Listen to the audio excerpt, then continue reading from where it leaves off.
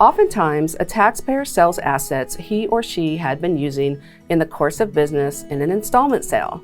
Drake Tax makes it simple to enter the installment sale because much of the information needed for Form 6252 for the installment sale flows from the 4562 depreciation detail screen.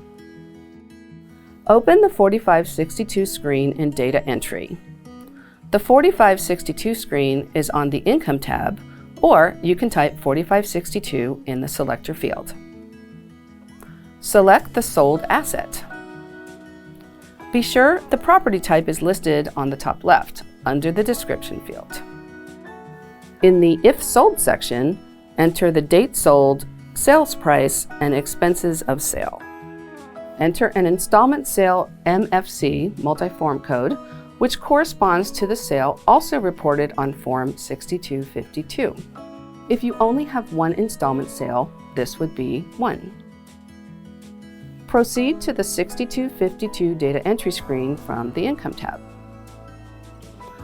On the 6252 entry screen, complete the fields in the top section of the screen, including Line 1 Installment Sale Code. Choose from the drop-down list. If you are not sure, press F1 for help. A description of the property. Answer the questions on line 3 and 4. Next, enter the appropriate amounts for receipts. In this example, we will use the interest and principal amounts from the installment sales schedule. The other information needed flows automatically from the 4562 screen. If this was a prior year installment sale, the prior year sale information will be carried forward from Drake. Press Ctrl-V to view the return and review Form 6252. Scroll down to Part 1 to review the calculation of gross profit and contract price.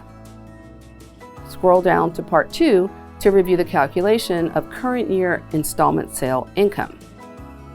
The gain to be recognized in the current year will flow from Form 6252, line 26, to Form 4797 in this example.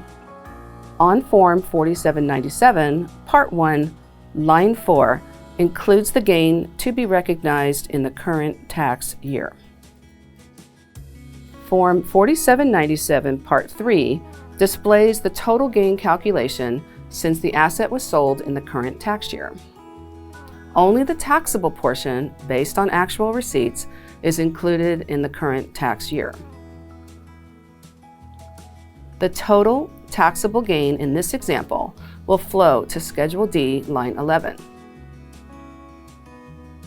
The total taxable net gain will flow from Schedule D, line 15, to the rest of Schedule D, where it will determine how the gain is taxed on the return.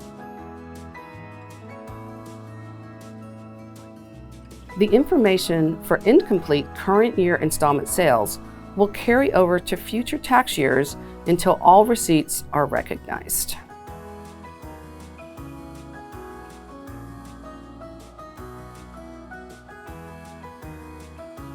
For more information, go to drakesoftware.com.